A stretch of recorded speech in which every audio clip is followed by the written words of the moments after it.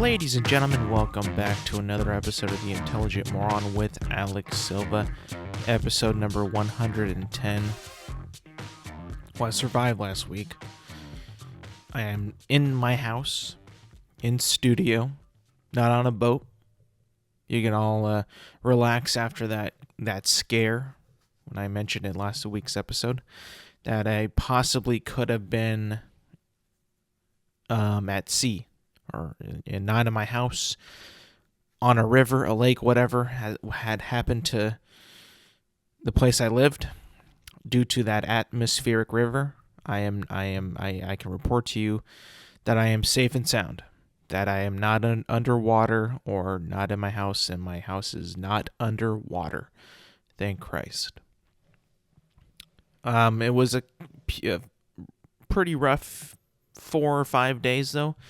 I will say the rain was relentless. I did not underestimate it. I was concerned, but I think cold heads prevailed. I was strong enough to prevail against this atmospheric river, and I saw it with my own eyes, the sheer havoc that it brought. The community and the communities around where I live. And it was crazy. It was quite crazy. Lots of rain, lots of moisture,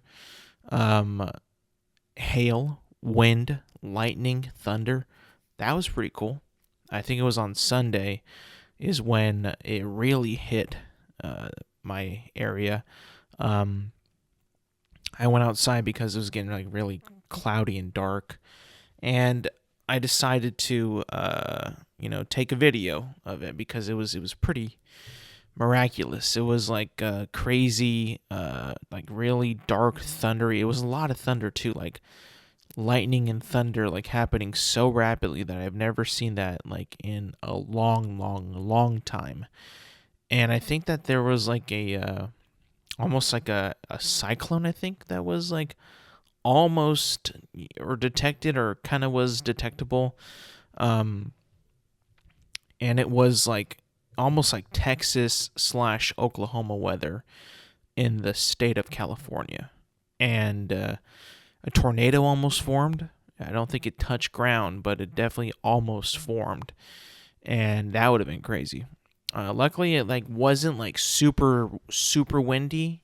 I think the highest of the wind maybe got to maybe 15 miles an hour. And I was checking the weather app, which was reporting gusts up to 60, and I was thinking to myself, I don't think I've seen 60-mile-an-hour winds in this region in probably a very, very, very long time, if that, it was with a big storm as well. So that was pretty concerning, but no tornado touchdown, if I can recall. Everything is, pretty good. The area around my house, a couple streets away from my house, actually, I believe it was Saturday. I was going to the store after it had rained, and I guess the area where, to leave my neighborhood, the road there was pretty flooded. The drainage just could not keep up with the amount of rain that was falling from the sky, because it almost looked like it was felt like a hurricane at some points because of how much water was just falling from the sky. It was pretty intense. That was Saturday. Sunday was a lot worse, but still, within that short period of time, it was maybe a half hour of pretty constant rain, pretty crazy rain. It filled up that neighborhood's streets, and it was crazy. There was people trying, looking out once the rain had passed, they couldn't believe it, because after it had happened, it kind of cleared up for a bit, and it was just crazy. We just haven't seen that in a while. And then the day after that, the Sunday, like I mentioned earlier, where it was the worst day, it rained for that for at least a good hour and 15 minutes of constant heavy rain with hail as well. The hail too, it was crazy. It was hard, not super big hail, but it was maybe a little bit smaller than a penny. It was pretty, pretty intense. But it was quite the scene though. Like I haven't seen weather that ferocious in a while. It was pretty cool to see. Definitely something that you're like, whoa. Imagine if we actually lived in like Texas or Oklahoma. We'd probably be getting that stuff like multiple times a year because just of like where they're located, um, in the country. Like they're more southern, so they get like a lot of like humidity mixed with like cold and the hot air just like clashing and creating these crazy storm systems. But obviously the one that we had came from the Pacific Ocean all the way, made its way all the way from like the middle Pacific all the way to California, and just wreaked havoc, and just like was like not having anything, no sympathy for the people in the way of its path. I couldn't believe it. Like nature just does not give a fuck, And it's almost like crazy because like we don't get as a lot of rain here in California, so you kind of think to yourself like, well, our like irrigation and our like weather preparedness is just not where it should be at all. People were getting sandbags and people were like, fortifying their houses, and if they live like near like a river or a lake that could potentially flood, you had to evacuate. And like if you like we were just like so unprepared. We thought it was just going to be, it was forecasted as pretty bad, but still I think it hit people a lot worse than they thought. And I just thought that, Jesus, we can't ever like in the future like take these things, we have to take them seriously because, again, we don't get a lot of rain, so we got to prepare for it the best we can, whether that's sandbag, evacuations, whatever it may be. We just got to do it, and we got to be quick about it because if we can prevent like disaster, property damage, we got to do that. Like remember, we don't live in like Florida where they have like hurricane insurance and stuff like that on their houses, where that's like a thing that could threaten their home like every single year. Like this shit never ever happens.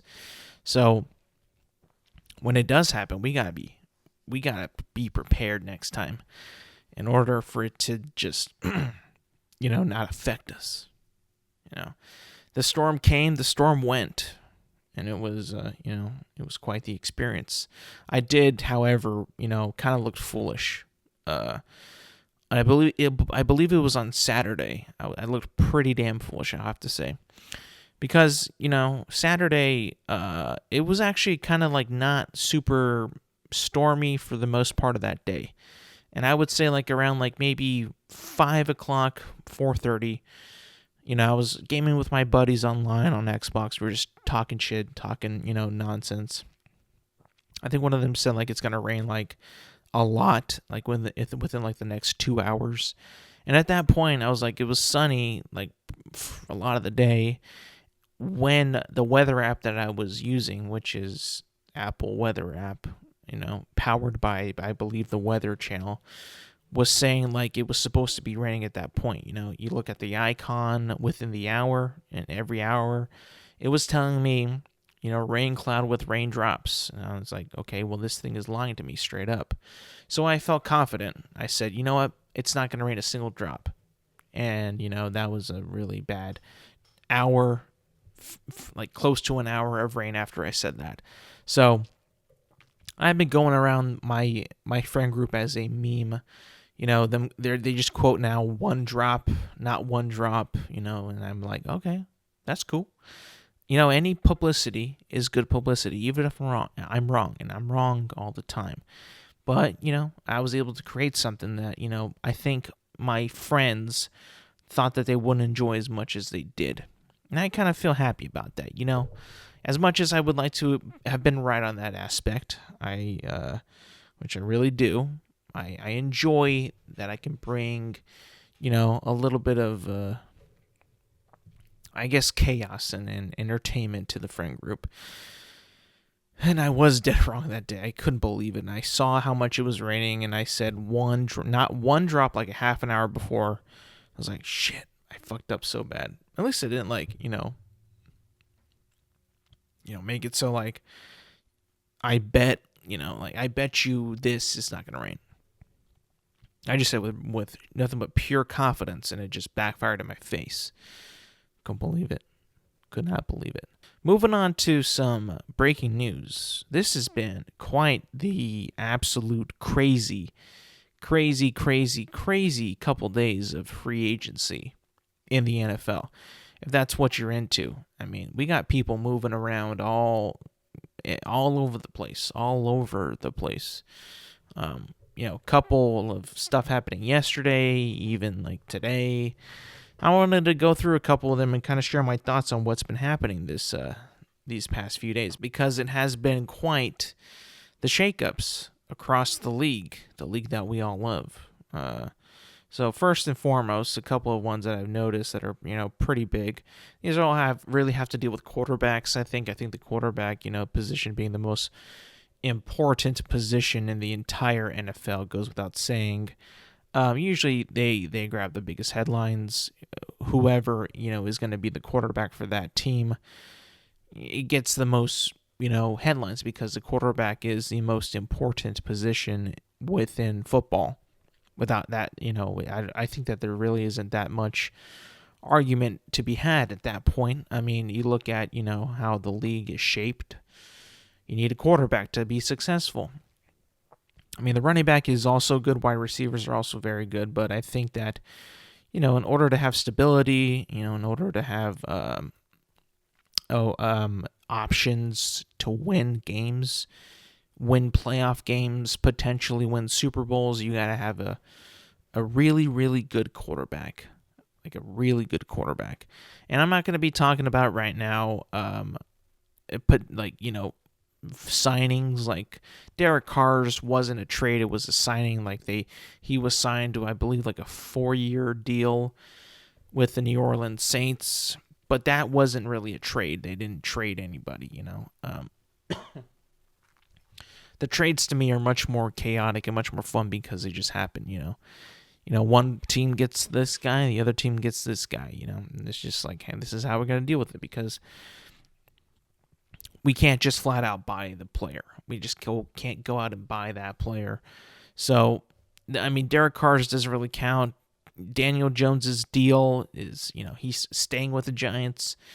In my opinion, that deal's a little too crazy. I'll be honest. I think that he is a good quarterback, and he had a pretty damn good season this year. But, the fact that is just like, well, can he keep up this type of play? We'll see.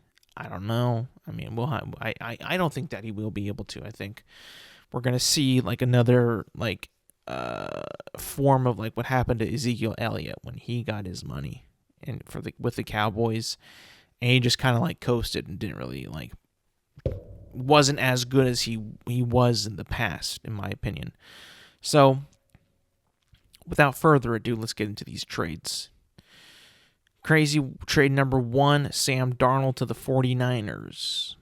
Sam Darnold to the 49ers.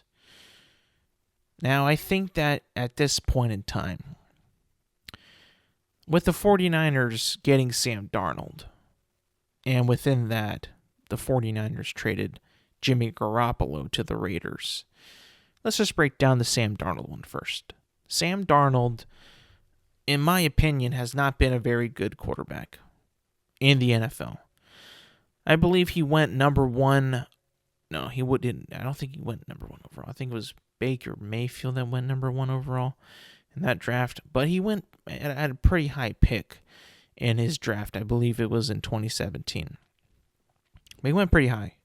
And I remember him coming out of college, coming out of USC. He wasn't like, he was a really good quarterback, but he wasn't like an eye catcher. He wasn't like a one that stole all the headlines or one that blew ran away with all these games, or really had a stellar record, or that much of a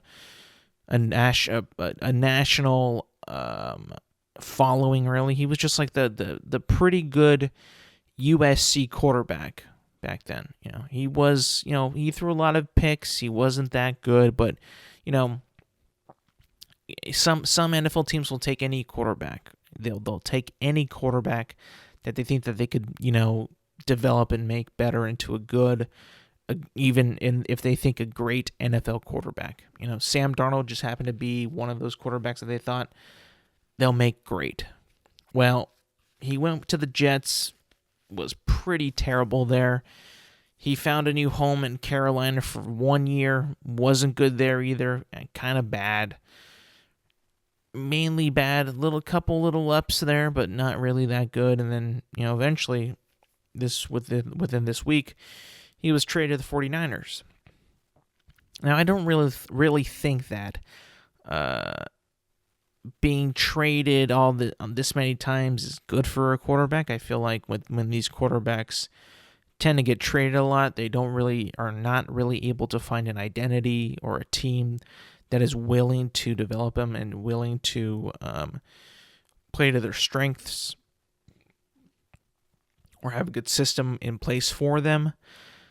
At this point in his career, though, Sam Darnold might be lucky enough to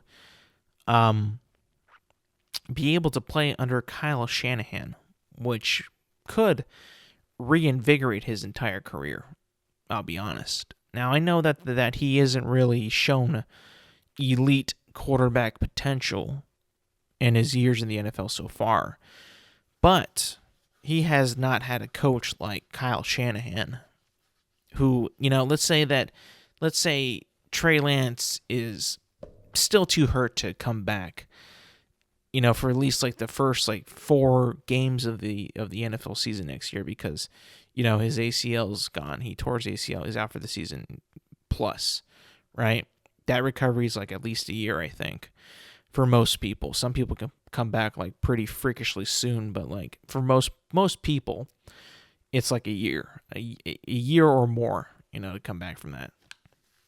But now you got to put in Sam Darnold because you have him now, and you traded Garoppolo, and Brock Purdy, I think, recently I think he got his surgery for his UCL, and that's also not a super quick recovery. So we'll see where he is with that when training camp starts up. But now you got Sam Darnold now.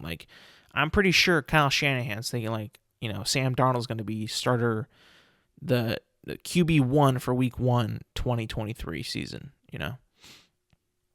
So I'm pretty sure that Sam Darnold and Kyle Shanahan are going to be having meetings okay, Sam, I've seen your career. I know what you did in college. You were a great quarterback back then. You're a pretty good quarterback in the NFL, but you have a lot of potential. And I think within my system, you will be able to thrive, and I will be able to make you a good quarterback. I believe that this will happen. I mean, as much as, we didn't see a whole lot of Trey Lance, unfortunately, he got hurt, but we saw a whole lot of Brock Purdy this season. Brock Purdy, even though he was a rookie, there was not really much tape on him for, the opposing teams to study him and game plan for him. He still played really, really good as a rookie, Mr. Irrelevant, and under Kyle Shanahan's offense, in his coaching, spectacularly good for a rookie, I think. And if you put in Sam Darnold, who should have more experience and should be, on paper better than Brock Purdy, I think that this guy, Sam Darnold, is just going to have an incredible year with the 49ers. What if he winds up being the starter? What if Trey Lance and Brock Purdy just, they have, their uphill battles with their injury recovery, and then they can't just come back willy-nilly, and Sam Darnold just solidifies himself as the number 1 starter. Then we got a quarterback reborn, him seeing ghosts in New York with the Jets, him not really being the guy on the Panthers, having terrible starts. Now that I think about it, he could have been there for 2 years. I'm not really sure now, but it feels like 1. But it might be 2 though. This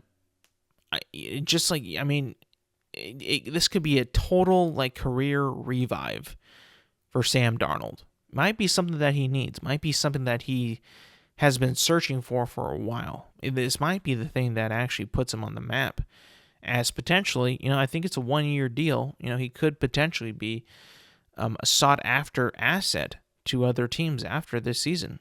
The way, if he is able to grasp Kyle Shanahan's offense and, kind of sling the ball around and really become like, solidify himself as their QB1, I mean, we are finally, I think, going to see the full potential of Sam Darnold, which for 49ers fans is probably going to be,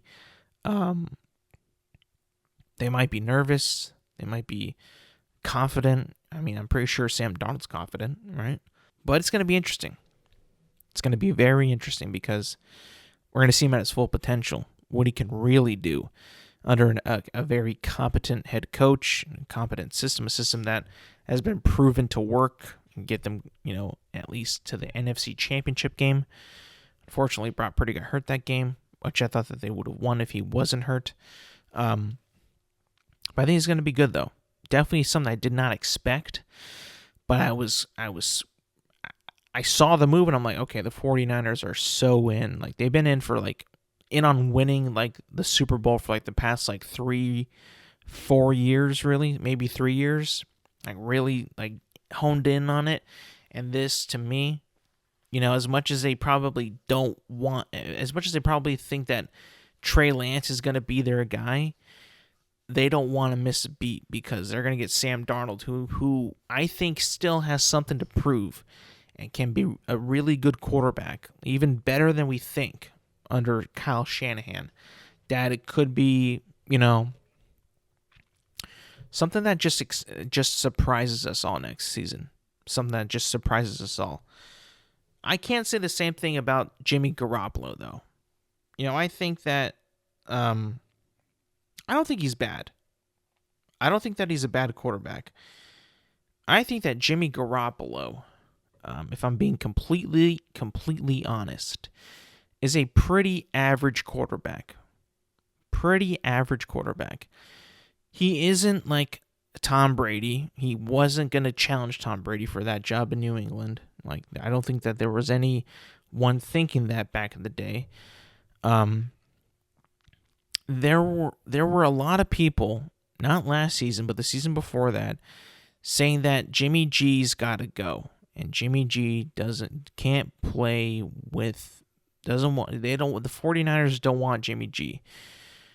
And was it because him not being able to clutch out games, for instance, in the Super Bowl, NFC Championship games, and is that why they give up on him? Is that why they kind of just disliked him in the end, because he wasn't clutch enough? Because he was able to get them to that position, multiple times, just couldn't really, hone in on the most important moments, and then they kind of were fed up with him. People were treating him like shit, which, I mean, if you think about it, he wasn't a super flashy quarterback where he made incredible plays or incredible throws or stuff like that throughout his career. He just kind of played his position to the best that he could, and the team also was there to, help them win, actually. It wasn't something that you needed Jimmy G to ball out. He wasn't playing Aaron Rodgers or Tom Brady type football. He just was, playing his own brand of football and, playing to the best that he could. And that was pretty average, but they still won their games, and that's all you really need. You don't necessarily need a big time superstar to be your quarterback. Now, I'm not saying that, Sam Darnold's going to be a superstar, but I think that there's still, because he has the opportunity to play under someone like a Kyle Shanahan, where he was a much more talented quarterback coming into the NFL than Jimmy Garoppolo was. I think that the sky's the limit. The ceiling for better is much more higher on Sam Darnold than it is with Jimmy G when it ever was with Jimmy G, for real. I think that the sky is the ceiling is much more higher with Sam Darnold than Jimmy G. It's crazy. I think that, people don't see him as a superstar, and neither do I. But he definitely is someone who I think that they can manage the game well enough to put you in a position to win games. He still does Jimmy G things where he throws interceptions that are very, very, very poor timingly. He doesn't. He's a little injury prone, but then again, who isn't in the NFL? I mean, people are like, this guy's injury prone. This guy's injury prone. No, you just haven't gotten hit yet. You haven't gotten hit yet, and multiple times where your body just can't recover as much as it should when you're perfectly healthy, or when you're closer to being healthier than like just like kind of playing on injured. So I think that this trade is going to be interesting. I'm not sure if it's that much of an upgrade from Derek Carr, I'll be honest. I definitely think that Raiders fans, or at least ones I've talked to, are not super excited. But then again, I think that a lot of them like really either loved Derek Carr or hated Derek Carr. And I think when you get Jimmy Garoppolo, it's going to be much of the same thing. They're either going to love Jimmy Garoppolo or hate Jimmy Garoppolo. Like, they're going to get the same exact situation. Probably not a lot to be excited for in Las Vegas, but time was ticking, and it didn't look like they were going to be able to get anybody else but Jimmy Garoppolo. So I think that at this point they kind of have to be happy with what they got. They got Jimmy G on a 3-year deal. He's going to be a Raider for the next 3 years. I'm pretty sure that's what they want him to be. And I think that, they probably aren't going to get a whole lot of other success knowing that, Jimmy Garoppolo's there. They just got rid of Darren Waller. They traded him to the Giants. So you kind of lose a weapon at your tight end, who I will say this past year didn't really do a whole lot, of stuff to, make him, I would say, a top tight end in this league. That might have been like last year or 2 years ago where he really popped off. But this past season, it was pretty much non-existent. He didn't really do a whole lot of stuff. They mainly just threw the ball to Davante Adams, which, if you had him, why wouldn't you, right? But I don't know. I think that whole situation in Las Vegas doesn't really just stem from Derek Carr. It stemmed from Derek Carr. I think when you have a receiver like Davante Adams, you tend to want to throw to him all the time. But then again, you have to remember you have other people on the team that can catch the ball and make plays.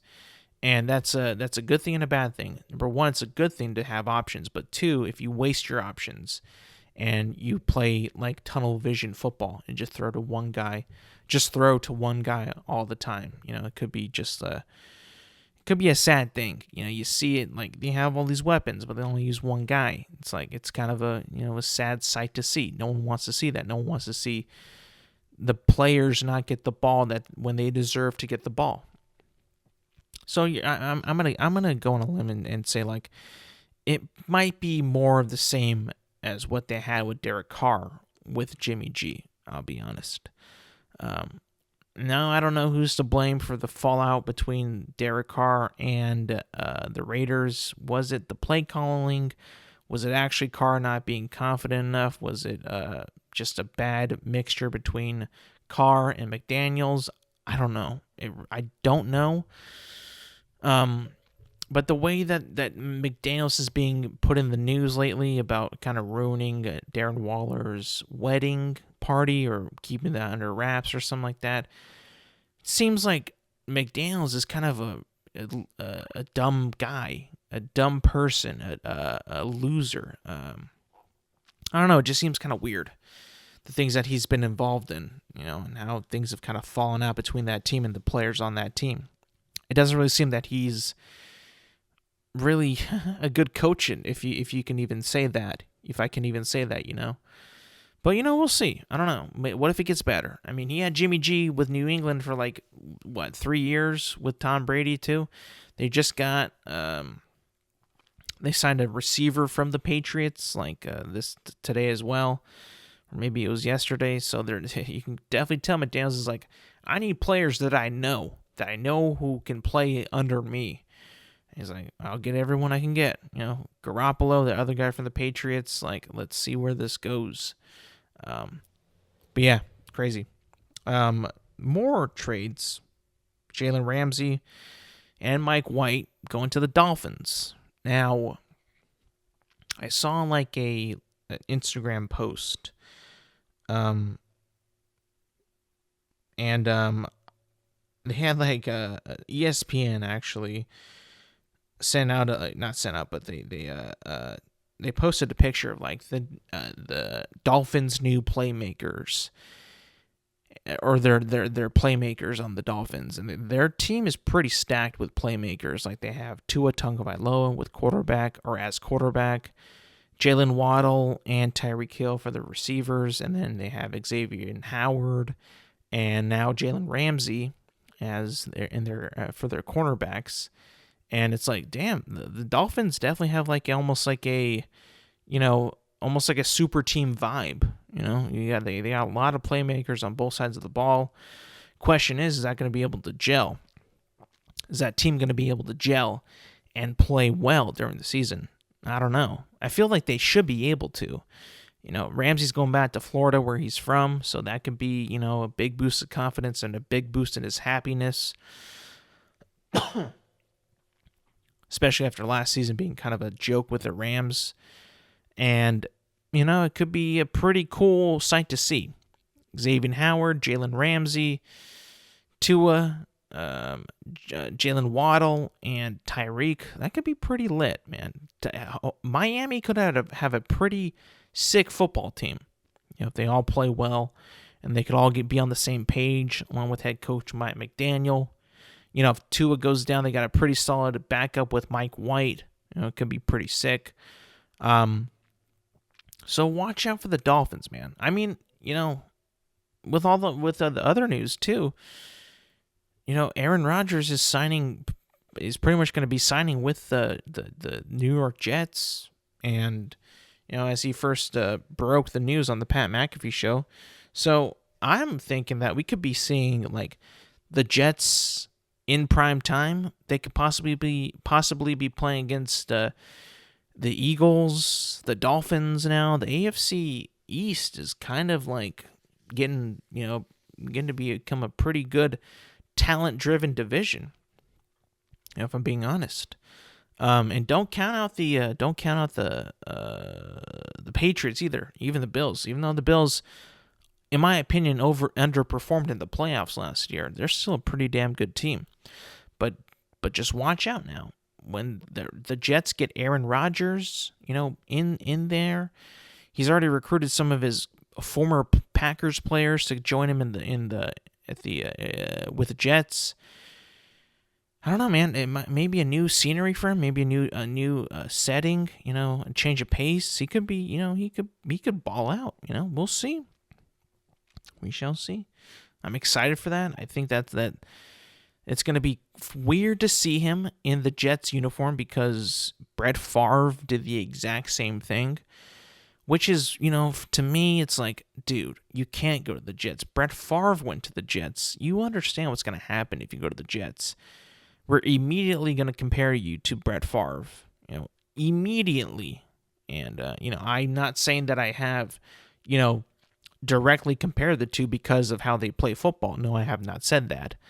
But, you can't ignore the fact that both Green Bay Packers quarterbacks that were, probably in their Hall of Fame of quarterbacks and even in the Hall of Fame of some of the best quarterbacks that have ever played football, have both ended their careers with Green Bay in not a very peaceful way or manner, and gone to the New York Jets. It's just like, you can't make this shit up, These things happen. History repeats itself. And it seems that it's doing it yet again. But this time with Aaron Rodgers and the Jets. These Jets, man, they just want to get...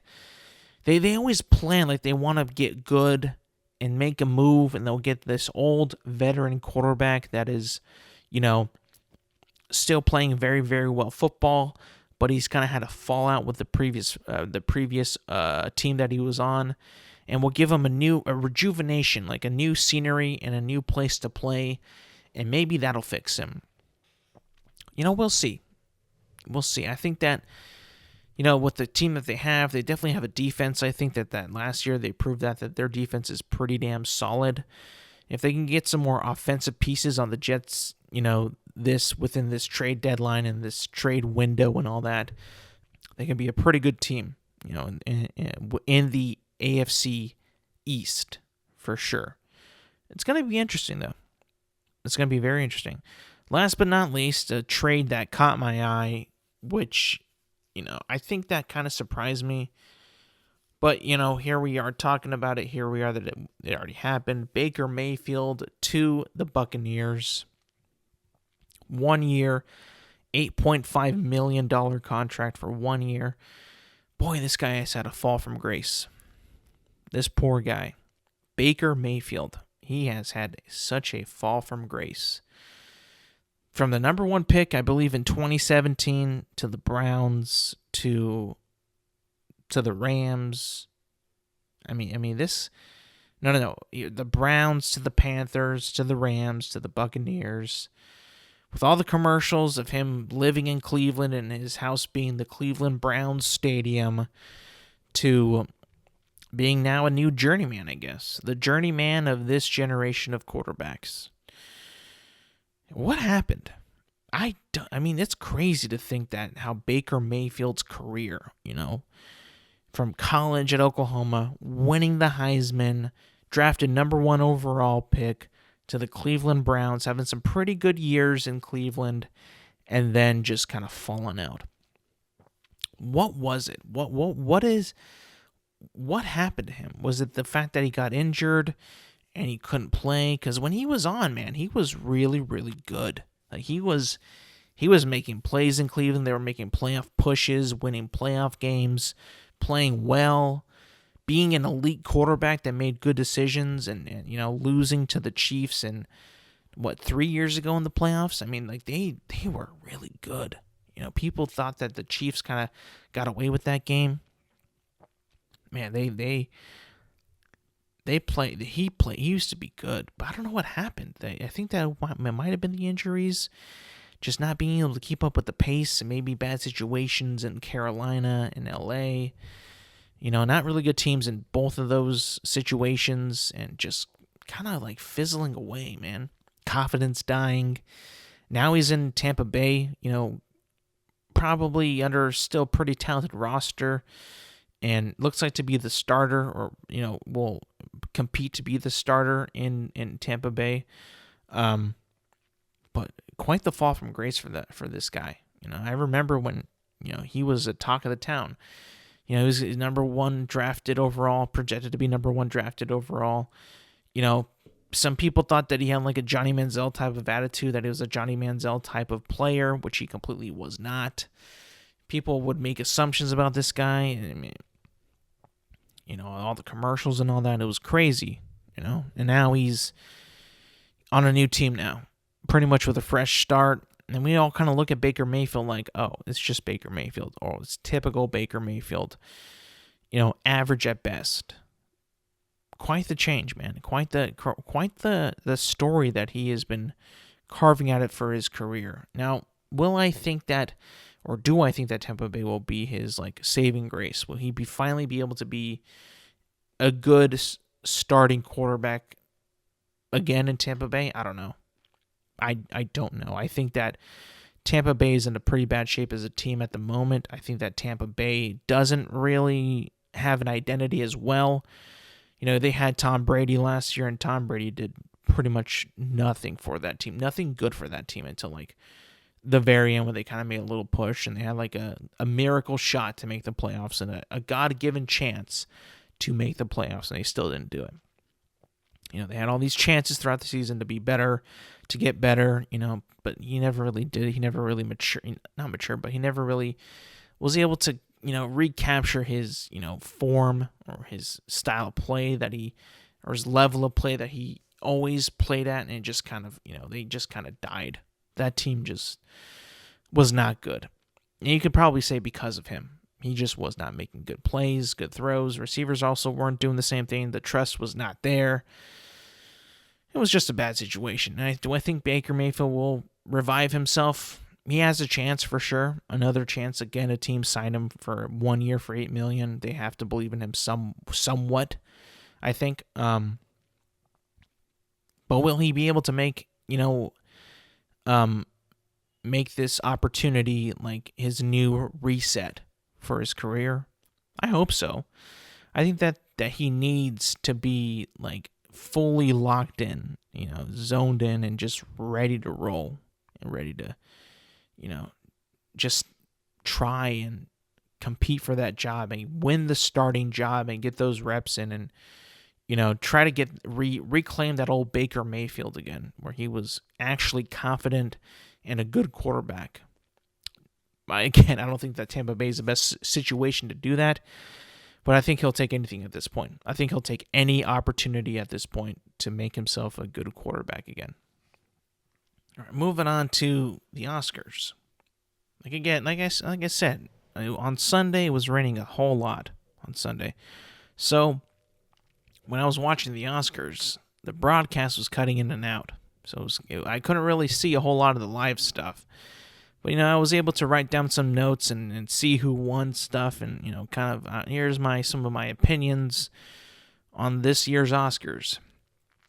The show was much quicker than it has been in the past, so that's always a good thing. I hate when these shows, these award shows, and I only watch one of the Oscars, when they just tend to milk out the entire show and the entire production. It's just unnecessary, right? Just tell me who won so we can move on to the next one, right?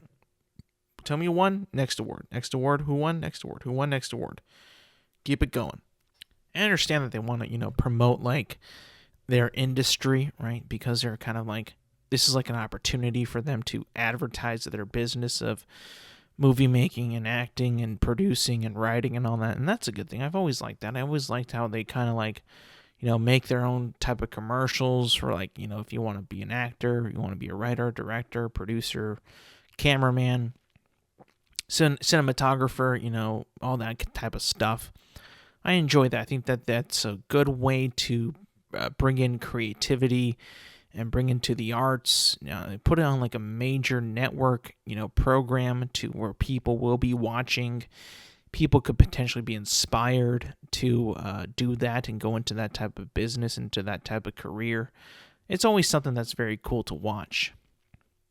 Also they tend to put out trailers for new movies that will be coming out in this year.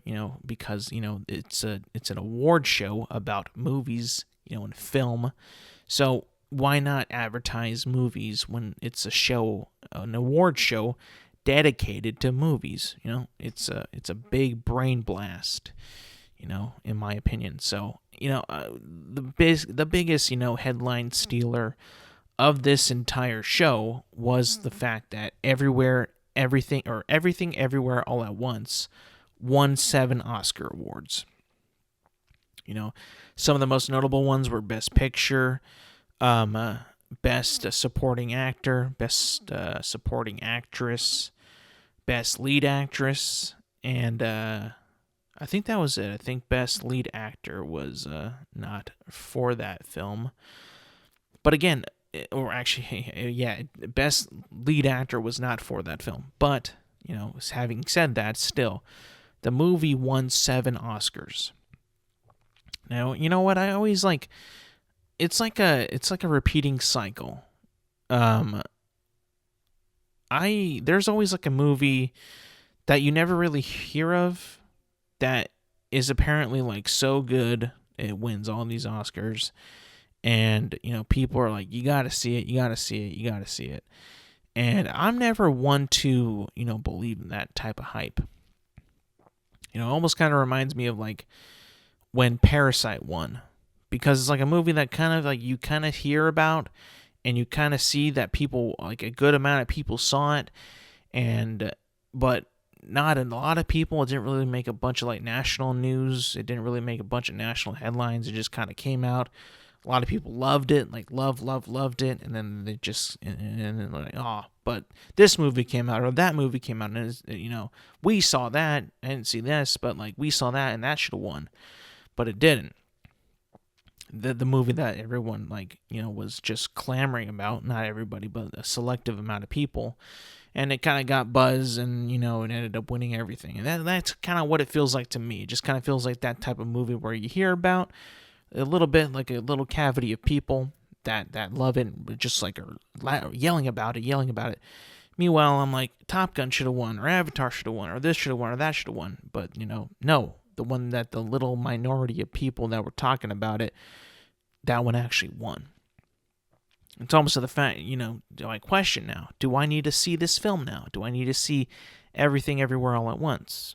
I don't know. I can't really grasp what it is about. Like, people can't really tell me what it is about. One, because I haven't seen it, and anybody who has seen it. And two, from what I've seen in trailers and like TV spots and like commercials, I can't even tell what it's about either. So I'll have to check it out. I think my own curiosity of why it's good and why it won this many awards and why it won the big one, I'll be like very curious of why it did win that if I do check it out. But you know what? That's also kind of not fair though, because like I'm going to be looking at it like looking at it like through a microscope. Like, why did this film win? Why did it win? So maybe I shouldn't watch it because I'll just be looking at it like that, kind of unfairly, a little bit maybe a little too critical, maybe a little unfair. Maybe that's not the way that they intended me to watch the film. So maybe I'll give it like a year or two before I actually watch the film, and see really what it was all about.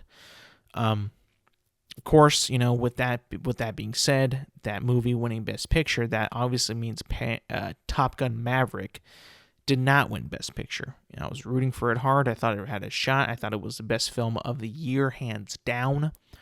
No questions asked. For sure, no questions at this point.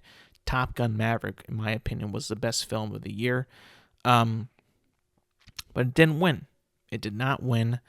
Devastated. It sucks when you have a film that you're rooting for to win and it doesn't win. I've had that in the past. I was rooting for 1917 when Parasite won it. I was rooting for Return of the King when that came out. I was rooting for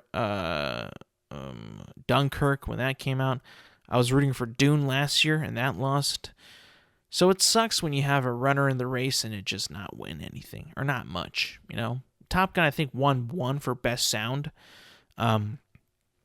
Which is kind of a shame because that film is fantastic in every way, shape, and form. But it's not. It's not always going to happen. You can't do nothing about it. It didn't win. Although one of my players in the race did win. Brendan Fraser won for best lead actor for The Whale, which is crazy because think of the comeback that this man has had with his career. I mean, just astonishing. I mean, he was written off so many times, just wasn't in anything, wasn't acting, was barely in anything, and then he just comes back for this role where he's totally like almost unrecognizable with so much weight in a fat suit, playing in a role where you never expected this guy to be in. And like, he was in like this show Doom Patrol, but I think he was a CGI character for the most part. You didn't really see his face either, so when I heard about that he was actually going to be in this film, it's like, what? Brendan Fraser, like in a serious film? This is crazy. And sure enough, he wins the Oscar for Best Actor in a Leading Role. Crazy turn of events. You can't not be happy for this guy. His speeches are always so humbling. He always seems like the nicest guy. I've said that before on this podcast. And it's just, you look at it now, it's like, wow, this guy just is so rootable, so fun to watch. I hope he gets more roles because, he deserves it. I mean, I guess his performance was that good in The Whale for him to win it. I gotta check that movie out now. Wherever I can find it, I gotta check it out now. Back to the trailers and the movie previews during the Oscars, and they played the new trailer, the full trailer, or they released the full trailer for the new Little Mermaid film by Disney. And I gotta say, man, I really, really don't want to see that film. I'm not going to see it, but I just I see it and I'm like, why is Disney still making these remakes? Why are they still making these remakes of classic films that are just cash grabs. Like, this is beyond a cash grab. Like, this is like, I'm not saying because like the movie doesn't have potentially to be solid. I mean, it should be solid. If it's basically the same film as the animated movie, then it should be at least good. But why are you remaking it? We don't need to see a new a real life version of the Little Mermaid. We already have that with the first one. Like, when I look at this movie and it being, the commercials, the trailers, the music, it's like, we've been here, done that. What are we doing? Why? I mean, like, we need to stop making these. The last one that I saw was Mulan. And that was during the pandemic, like the early stages of the pandemic, when it was like a free not a free, but it was like a purchase on Disney Plus, right? You had to buy it to watch it. And that movie was tragically bad. Uninspiring, not fun, just boring, and it was like, yuck, I'm never watching this shit again. And before that, it was the live action Lion King. And that one was even worse. I feel like the only ones that I've liked are the new Jungle Book and the new Aladdin. And I don't know why I like the new Aladdin. It's the same shit, but I just feel like it works better. I don't know. It was weird. But when I see the trailer for The Little Mermaid, I'm like, we've seen this whole story before. Why are we seeing it again? I just feel like it's such a, it's so uninspired. And I was watching this trailer with a sharp eye, and after just seeing Avatar: The Way of Water, I would expect that these water effects to look even better. No, they look even worse. These effects in this film look so bad. First of all, the water effects look like they're not even in water. Looks like they're just floating. The animals look super real. Like, what's the point of that? I feel like that's like a super, like, just like not the right position to take with these movies. If you not learn from The Lion King, that shit just doesn't work. I don't like looking at like realistic looking animals and them being like characters. I just feel like it doesn't work. It doesn't help. The animated ones are just so much better because you can actually, draw emotion on these creatures. And if you're going to just shoot like a crab and him just like sound like Sebastian, it's just like, what are we, like, this is so stupid and silly. I don't know, man. That trailer was just so. It wasn't bad. It felt epic. Right? The trailer felt epic, but I got the same feel with like the Lion King, Mulan, all those other trailers. Like, it's the same fucking shit. It's the same fucking story from the cartoon. Like, we don't need to see this again. It's just make new stuff, please. Please make new stuff. Make cool stuff. I don't know. Maybe I'm wrong. Maybe I'm just too old for that shit. Maybe I don't care. Maybe I'm just like, maybe I'm just too old. Maybe it's not for me. I think the more and more I see this shit, it's just like, this is just not for me, man. I do not care. I don't give a fuck. How some people, like film critics and like film lovers, and I love film too. I do love film. Some of them want to see this. Is like, really? Are you kidding me?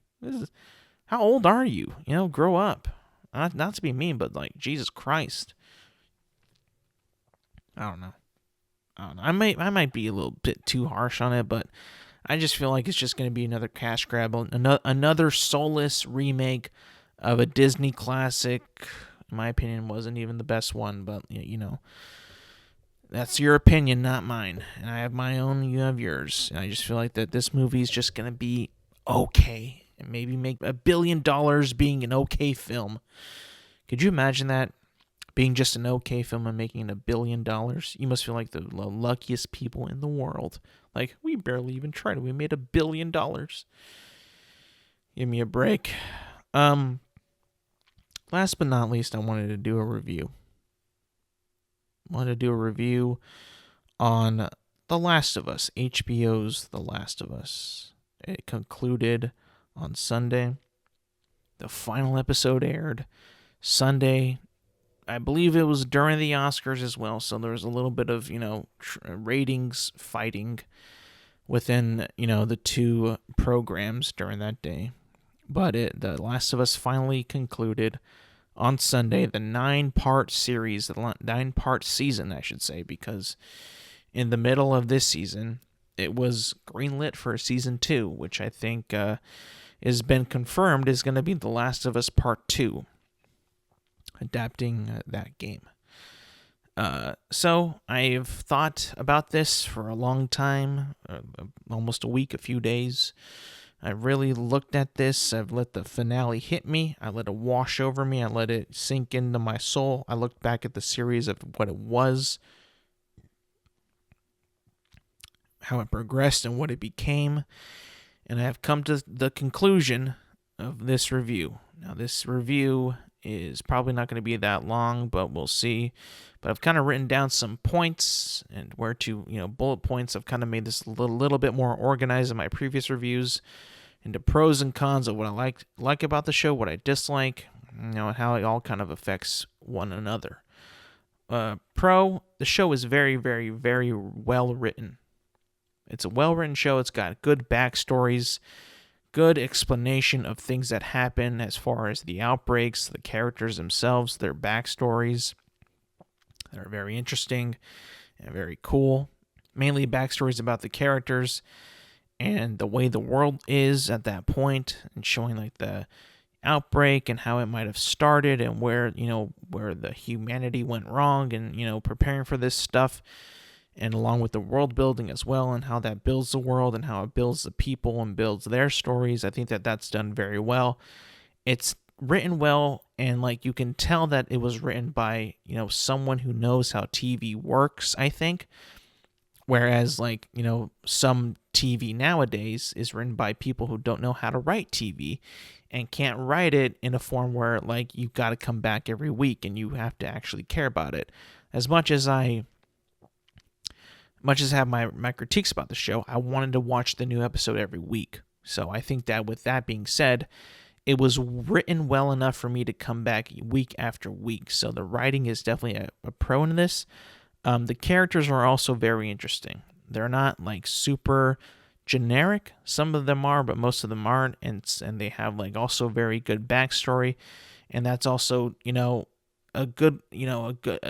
also shines with the writing of how the dialogue is played out, how it characterizes them pretty well, and how that all kind of blends in with one another. When you got good characters or interesting characters and good writing, you can go a long way. And then another pro is amazing set and production design. I mean, every time this show was on, I feel like they were actually filming it in a fucking, apocalyptic part of the planet that didn't have anything. It was so good. It was so well designed, well attention to detail with all the overgrown foliage on highways and buildings and town squares and streets. It was so well done in that aspect. It's dude, this feels like the apocalypse. Looks like this could be an actual real thing.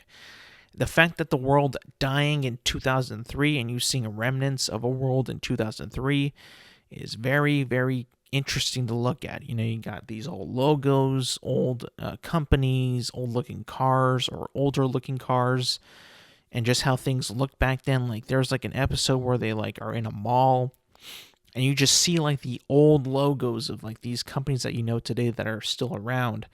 And it's oh, I remember when it looked like that. I remember when it was like that. Or I remember when a mall kind of looked this way, or kind of this is what stores were there. It was it's very, it's cool in that way. And not just in a mall, but in the streets and in an abandoned building. You'll see it's very, the attention to detail on the sets and the set design is chef's kiss perfection. They did an amazing job with that. Amazing job. Some cons I have were a few episodes. It feels the main story is put on hold and it just kind of drags a bit. In my opinion, episode 7 is really where it just kind of drags. I feel like that episode really didn't need to be as long as it was, or at least focus at that specific moment in Ellie's life as much as it does. I just kind of feel like it wastes a little bit of time in the actual story development of the of the main plot and the main goal. I feel like it just kind of, holds on to it a little too long, and it just kind of, it just runs a little, it drags for me. And I feel like, that all kind of playing into it and, building up these characters and all that is really good, but, sometimes they just kind of focus a little too much on that particular episode, and we just kind of drag a bit. And then my ultimate number one con is I hated the ending. I hated the ending. Now, I've read and I've heard from friends and sources, not sources, but like, publications and people on the internet that that's how it ends in the game. And I'm going to spoil it right now. So spoilers inbound right here, right now in this moment. If you haven't seen the last episode of The Last of Us, go away for a bit. Then come back. But Joel, takes Ellie to the Fireflies, where they're gonna, try to find a cure with her, from her because she's immune. Turns out the only way to find out that cure is to get into her brain. They think that her brain being so, they think that because she was born while her mother was infected, right before she turned, she gave birth to Ellie, and she might have the key to saving the entire world.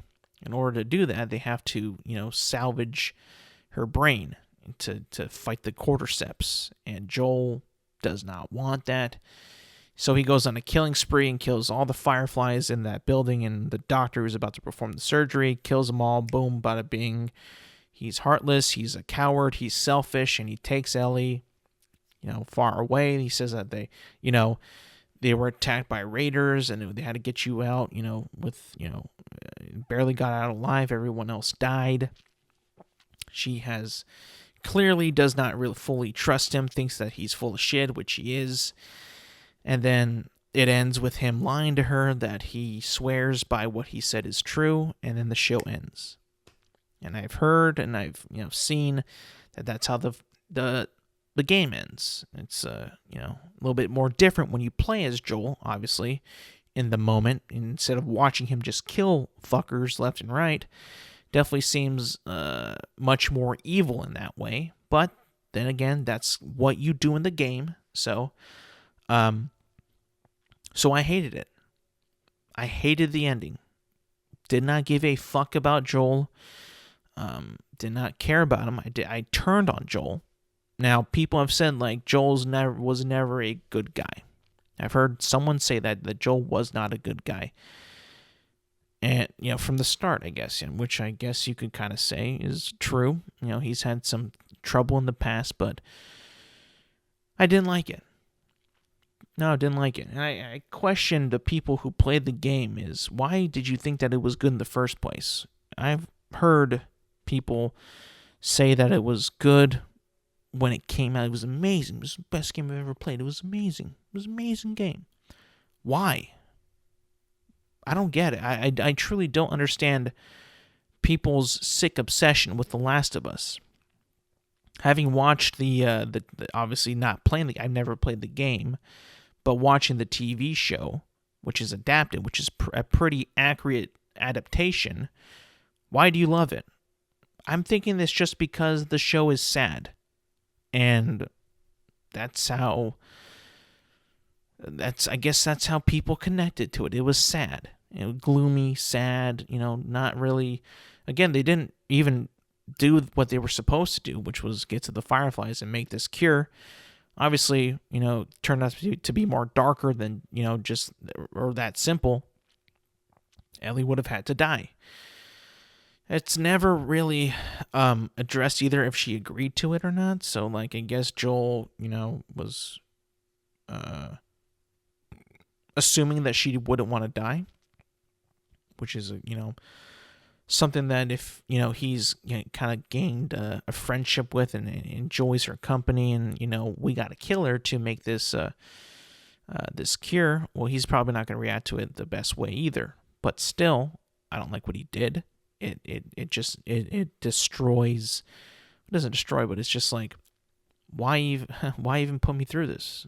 They're just gonna see this fucking maniac slaughter an entire fucking compound of fucking guys to get to this girl that he's known for like what, a few months, a couple seasons of the year, and then just boom, bada bing, bada boom, come with me.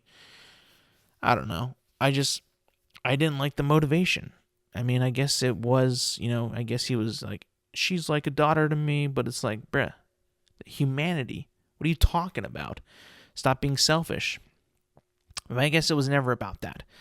It was always about these two and their destiny to be together, as friends, I guess. I don't know. I guess he's like taking her up as his daughter now. She's now his daughter, I guess. I don't know.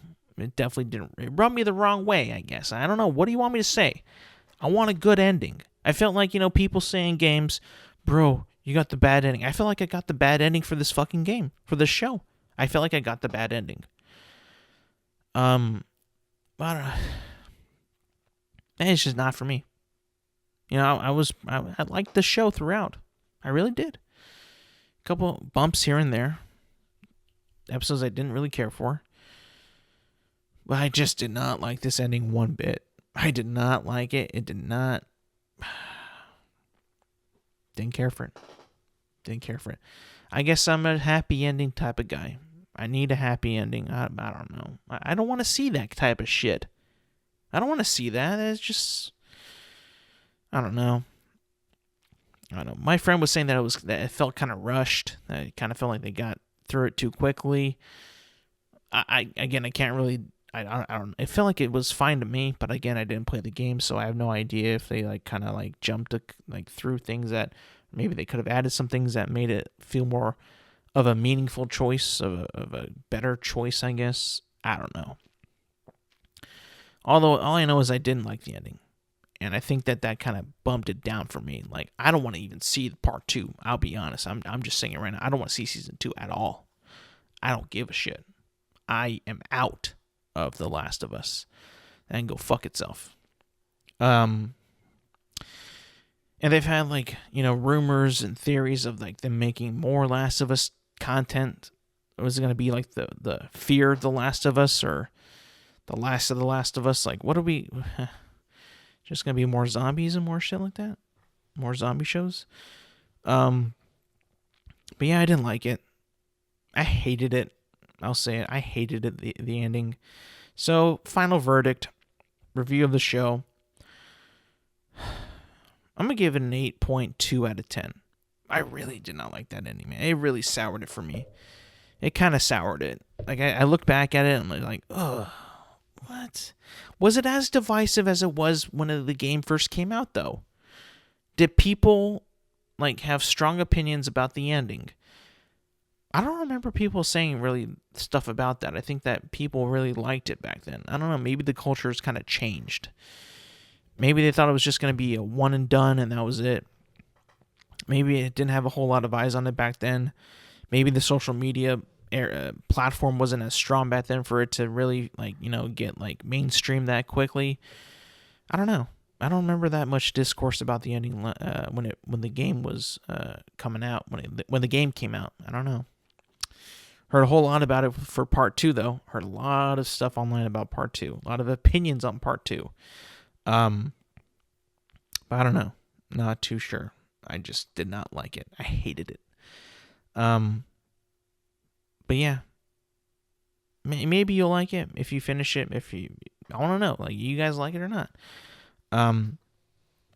I'm gonna guess a lot of people liked it. I might be the elephant in the room and just hated it because I don't like that type of shit. I think that it's just I don't want to watch that. I want to watch something good, something cool, something fun, something lighthearted. I'm not a pussy. All right, I don't want the ending to be that fucking, in my opinion, meaningless. Maybe I should have seen it coming. Maybe I should have been like. It didn't seem like throughout the show, and especially the one before this one, the penultimate episode, that they were going to have a solidified ending. It didn't seem like it was going that path from episode 7 and 8. It felt like it was going to be, something that might have been controversial. And in my opinion, this ending is kind of controversial as a TV show. So I don't know. I don't like it though. So 8.2 out of 10. I don't think I would recommend it. It's well written. Like I said, the production's amazing. Characters are interesting. Couple dragging episodes. And I hated the ending. So, yeah, it's good. It's interesting. It's something new if you've never heard of it. But could I recommend it for somebody? Probably not. I don't think I would, if I'm being honest. But yeah, 8.2. Yeah, I can't. I mean, I can't deny it's a higher score than I would like, but the majority of the episode, the majority of the TV show is so well written. I just don't like it. I just don't like it. You know.